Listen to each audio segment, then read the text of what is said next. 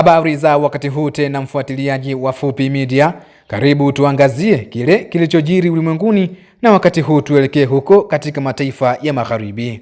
Mataifa ya Umoja wa Ulaya yamesema kwamba Rais wa Marekani Bwana Donald Trump ni kiongozi mbaya sana kuliko hata ugonjwa wa corona ulioyumbisha ulimwengu miaka 5 iliyopita.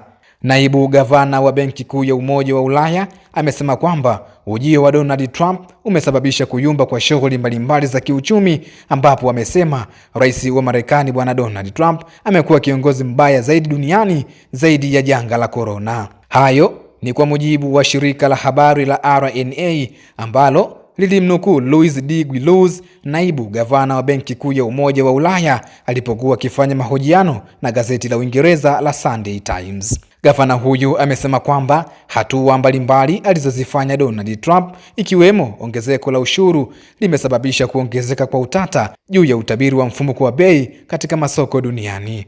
Namnukuu, lazima tuseme kwamba kukosekana utulivu wakati huu ni janga kubwa zaidi kuliko la corona.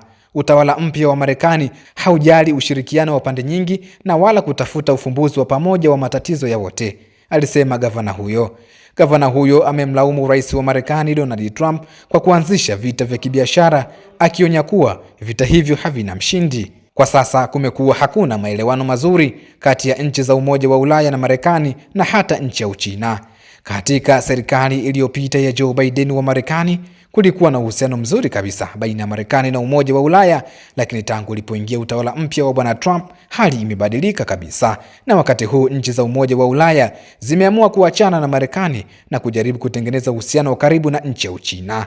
Na siku chache zilizopita nchi za Umoja wa Ulaya zilimwalika Rais wa China Xi Jinping kushiriki katika kikao cha kuadhimisha miaka 50 ya uhusiano baina ya nchi ya Uchina na Umoja wa Ulaya, lakini cha kushangaza Rais wa nchi ya China Bwana Xi Jinping alikataa mwaliko huo. Rais huyo wa China kwa sasa anaona ni kama vile hakuna umuhimu wa kuzungumza na nchi za Umoja wa Ulaya aliowaita wanafiki, huku wachambuzi wa mambo ya kisiasa wakisema kwamba msimamo huo wa Rais wa China Xi Jinping ni juu ya harakati za Umoja wa Ulaya kuhusu kisiwa cha Taiwan.